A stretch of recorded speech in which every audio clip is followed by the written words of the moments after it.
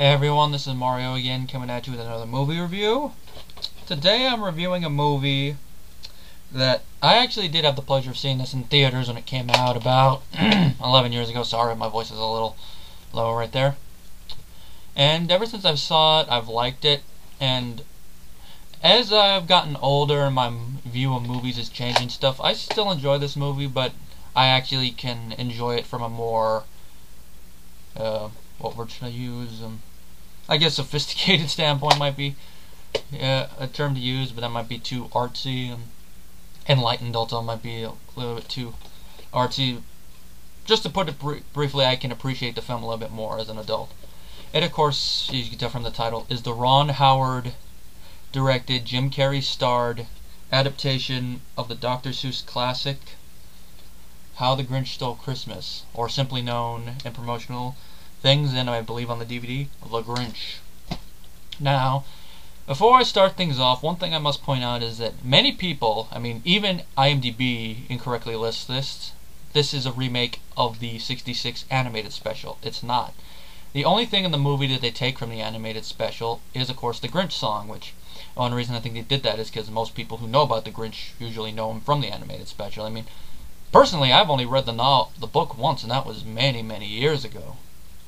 Other than that, I only know it from the animated special, but it's basically a straight adaptation in the animated special, so not that much changes.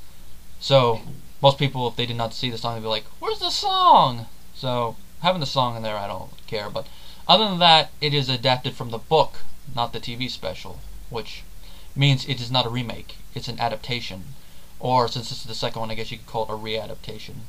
I don't know if you could apply that to classic novels like Moby Dick that they always make adaptations of, just to say another adaptation, I guess, for that. Anyway, sorry. Anyway, back to my main thing. Now, one thing I will say, since this is a PG film, this is probably a movie you would not want to show little kids because of some of the stuff in it. It's more like, it's like a Grinch movie for 10-year-olds and up, because that's about how old I was when I saw it. Some of the stuff, a couple of the things did go over my head, like the bleeding heart line. I'm like, what? When did I get older? I'm like, oh, I get it. But then again, 10-year-olds now might understand it more than I did, but 10 years is probably around the time you might want to show it.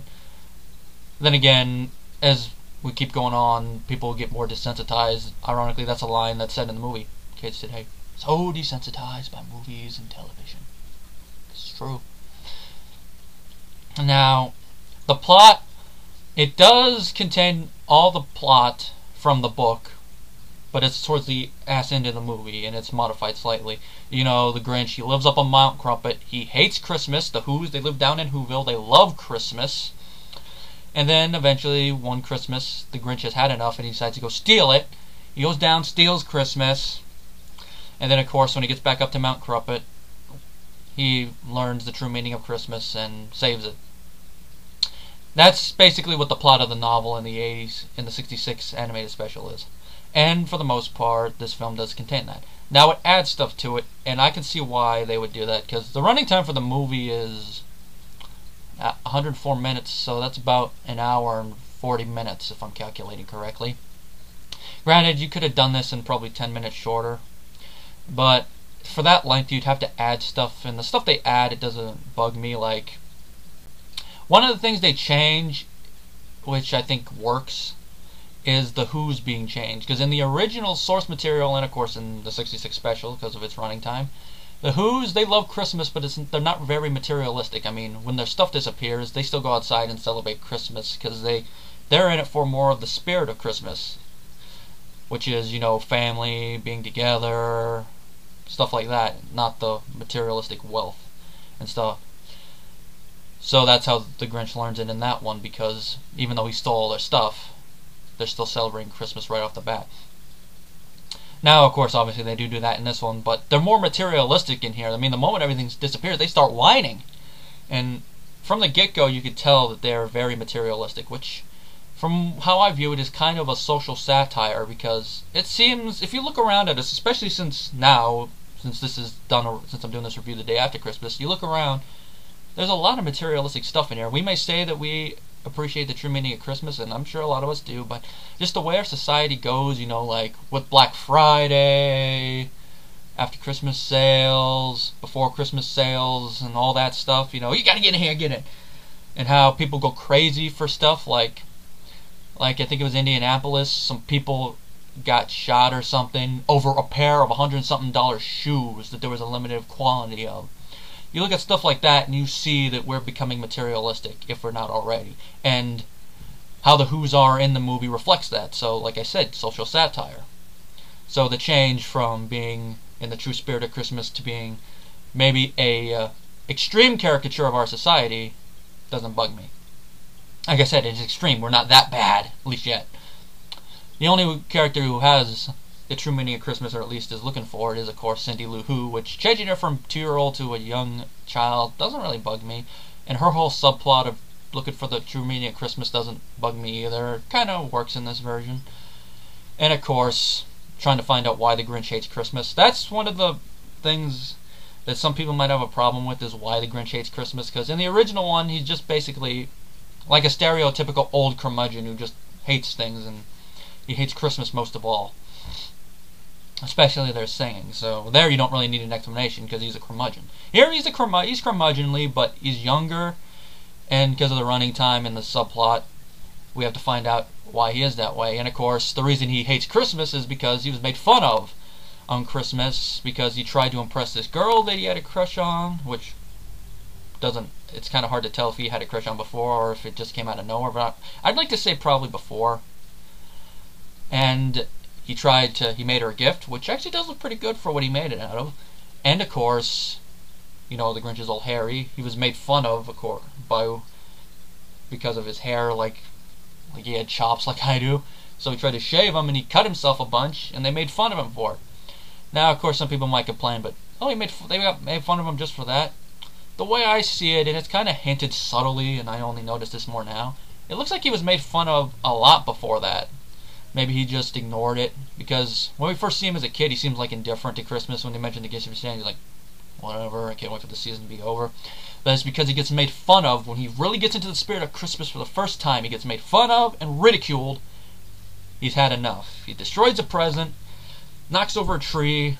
Would have been nice to see him go more on a more rampage throughout the school, but budget issues probably, because the budget already was $123 million. It made $345, so it wasn't a flop. But if I'd like to know how much of that budget went to salaries, because then you'd be able to know how much went to the actual look of the movie. I'm guessing a good chunk of it probably went to Jim Carrey, because this is when he was at the height of his career, I guess you could say, because the early bit of his career, 94, that's when he was starting to get recognized. In the mid-90s to the end of the 90s was where he was at the top of his game. He still was a little bit in the early 2000s, but now he's more like, everyone knows who he is, but he's not really a superstar like he was before. So he can't really demand what he was. If there's anyone that should happen to, it's Chris Tucker, and you all know why. $20 million just because of two blockbusters. I got $20 million. But anyway, back to the thing. So the Grinch going crazy like that doesn't bug me, and it actually makes a little sense to me. If you're going to go with the younger Grinch and try to explain him being made fun of a lot makes sense. And it also, for me, explains why he acts kind of over the top at points in the movie. Well, some of them it's trying, like when he's trying to block out the noise. It's because he's trying to block out the noise, obviously. But I think it's probably him trying to deal with how he feels in his own way. He was made fun of, he runs away. How he manages to deal with all the, I don't know if he would call it stress, I guess anger a little bit, but then again he deals with that by going into town and messing up things, like changing the mail. This is yours and now it's yours and yours now it's the prank calls, all this stuff, and of course scaring people when they go up there. But his over the topness might be just him compensating, that's the right word, compensating for inadequacies, because if he was made fun of like that, he's going to probably think he has inadequacies, which I view that's the over-the-topness, especially when he first meets Cindy Lou, and then again he's trying to scare her, and of course leads to the desensitized comment I made earlier. And you really do see this a little bit more when he does go down to Whoville at one point in the movie, especially considering he runs into the guy that made fun of him. And it's all through that whole scene, you could tell that the guy who made fun of him, which the character's name is Augustus Mayhew, who's played by Jeffrey Tambor beautifully, Of course, you all know Jeffrey Tambor. He played that one FBI agent, Tom, in both Hellboy movies. He voiced King Neptune in the SpongeBob movie. And then, of course, he played the one father-in-law character in The Hangover Part 1 and 2. The guy who loaned the car, which, you all know my feelings on the first Hangover movie. Here's Augustus May, who he does a great job. He's a jerk, and you really hate him. And of course, some people don't like the scene where the Grinch makes him kiss the dog's butt, but I feel that's kind of poetic for him. I mean, this guy's a jerk. He deserves something like that. And with how the Grinch is, you know he would pull something off like that. And if it was an evil Grinch, truly evil Grinch, he would have done something much worse. So, back to my point. During that whole Christmas scene, you could see that Augustus is trying to get under the Grinch's skin. Slowly, but then the one thing that does it is when he gives him a shaver, which you can tell just from how they edit the footage, he's supposed to be referencing what happened earlier. I mean, he even says, good times, and his tone of voice, you could tell that he sees he got under the Grinch's skin. And also, the thing during that scene is the Grinch makes a good little speech that does bring up the materialistic thing. It's like, the avarice never ends. I want golf clubs, I want diamonds, I want a pony I can ride twice, get bored and sell to make glue. It's true, sometimes we get stuff for Christmas, we use it once or twice and we get bored with it. I could hang myself with all the bad Christmas neckties I found at the dump. Stuff like that. See, it's kind of, that's the moral, that being materialistic isn't good. Especially around Christmas time, and that the true spirit of Christmas is togetherness and family. Granted, it's a little bit more obvious in the original version, in the cartoon, obviously, but here it's still there. And, hold on, my phone. If that's what you're wondering. Let's see who it is.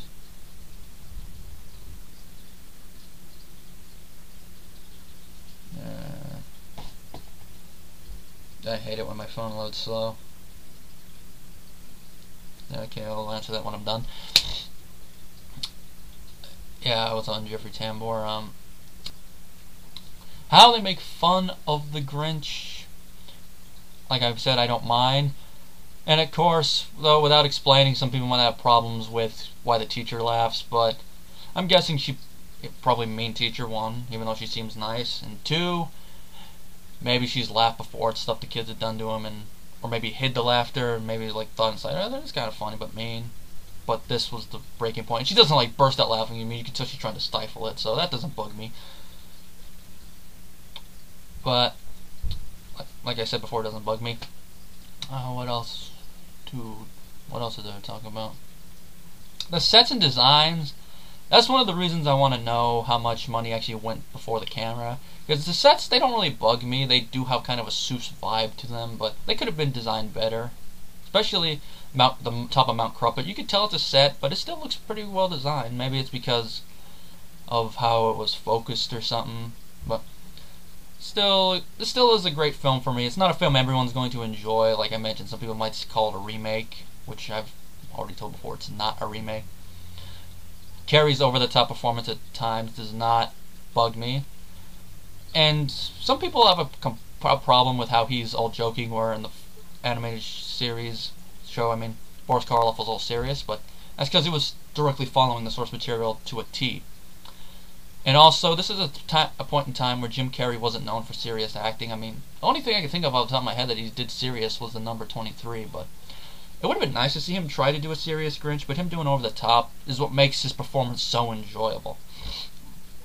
But there's so many times where he's slightly over the top that has good points, like after they do all the direct quotes from the novel when he's thinking about what they're going to do, which is something I just cannot stand in the least. Oh no, I'm speaking it right. I always get a laugh out of that. And then of course, when he's going on a mayhem through Whoville, when he's down there, he tries to get a taxi. Taxi! It's because I'm green! And then of course his over the top action movie running thing. And then of course when he's in the mail office, when he's switching on the mail, and for the rest of you, jury duty, blackmail, pink slip, chain letter, eviction notice. I always get a laugh out of that. And then of course his answering machine. If you utter so much as one syllable, I'll hunt you down and gut you like a fish. If you want to fax me, press the star key. This stuff, little stuff like that is another one of the reasons why probably 10-year-old, because that stuff might scare a little baby or something who's watching it, but maybe not. Like I said, desensitized, maybe. The newer generation might not be as affected by it, but like I said, the core message of the original source material is in the movie. It's just expanded. If you're gonna hate the movie, don't hate it for the stuff they added to it. Because, like I said, with the running time, they'd have to do it. Or maybe I should rethink this statement. Maybe if you can present a logical argument for why, then I would respect your opinion. Because I've read some stuff on here where people are just hating it just because they call it a remake and stuff like that. That's not really much of an argument for hating it. I mean, if you're gonna hate something, bring in a big argument. Like, if you don't like Jim Carrey's performance, state the reasons why. You don't like the sets. I've just said the sets could have been better, so that's an obvious one. The making fun of stuff, which, like I've said, could have been done a little bit better, but it doesn't bug me. That, I can see why people might hate that, but for me, the film works. Now, if you don't like the movie, I don't want to see comments on, oh, you're an idiot for liking this movie, because I know that recently a couple of my buddies have gotten similar comments to that. Like, Mike got a couple on one of his videos because he forgot to point something out, and of course, he got him back, oh, what one nitpick. And of course, I think Matt's gotten a couple on a few of his more recent videos. I don't know if Michael King has. Usually people leave him alone when it comes to that, because he does always provide good arguments. Even when he does rants, which are few and far between, which, by the way, Michael, if you're watching this, I'd like to see you do some more rants. Because it's always nice to see when you get into rant mode. It's so few and far between that it's always a treat. Anyway, my rating for The Grinch is a 4 out of 5, and before in this video, I gotta think if there's anything else I should comment on. The score by James Horner is very well done. Anthony Hopkins as the narrator works. He only did all this stuff in one day, though. Like you said, Jim Carrey's performance doesn't bug me. Ron Howard's direction, pretty well. The actress that plays Cindy Lou Who, Tyler Momsen, she does a pretty good job, and if there's one scene in the final theatrical cut that I could have done without, it's the scene where she sings. Granted, the scene fits the tone of the movie, but it's a useless scene. The only reason I think it's in there is because she was a singer or something. I know she's a singer now. She's 18 years old now and stuff like that, but it's a useless scene. Like I said, Jeffrey as the mayor is good. Christina Baranski, if I'm pronouncing her name right, is Martha May Who. She does a pretty good job as her character, and a little plot twist with her at the end I don't mind. Of course, Bill Irwin and Molly Shannon as Who. Howard as the mayor's aide is always good. It's always good to see him in his brother's movies. He's always in a minor role. He could be funny, like when he was in Backdraft. That character was an ass, but was funny. Anyone else to comment on? That's about it. All the other Who actors do their jobs, and oh yeah, the makeup. I forgot to mention that the Grinch makeup, fantastic. All the makeup in the movie, I have to say, Rick Baker, the one who did it, he always does a magnificent job, and I have to say he deserved the Oscar that he got, because if I remember correctly, I think he did win it for this film. Let me go down and double check. Okay, I know it also got for Best Costume Design. No, that was only a nomination, but deserved the nomination. Best Art Direction deserved that nomination. Yeah, and it did win for Best Makeup. Carrey only got one award nomination for his performance, and that was at the Golden Globe, which I could see why. And then, of course, the Razzies had to give it 2 nominations. They always put their nose in movies. It got nominated for Worst Remake or Sequel, which I said is a bullshit nomination in this case because it's not a remake. And Worst Screenplay, which that one I could see probably why they'd give it. But then again, a lot of times they give nominations to songs that don't need them. Like, I believe they nominated Bon Jovi's... no, wait, they didn't nominate Bon Jovi. They nominated Bruce Dickinson's Bring Your Daughter to the Slaughter for Worst Song, which I could give that to. I forgot to mention that when I reviewed Nightmare on Elm Street 5. And they nominated Stallone for Worst Director for Expendables, which I give him that for that. If I was Frieza, I'd do the rapid beam thing with my middle fingers to him. But like I said before, 4 to 5. I don't really have that many problems with the movie. It gets a lower rating because of a few things, like I mentioned, that could have been done better. It's slightly nitpicking since I enjoy the movie, but for not everyone it will work. That's the reason it gets the lower rating. The original, of course, gets a 5 out of 5 because it's a classic, but this one, it deserves the praise that it does get, and some of the hate it gets, I guess you could say, it might deserve, but like I said, kind of nitpicking on my part to say something like that, but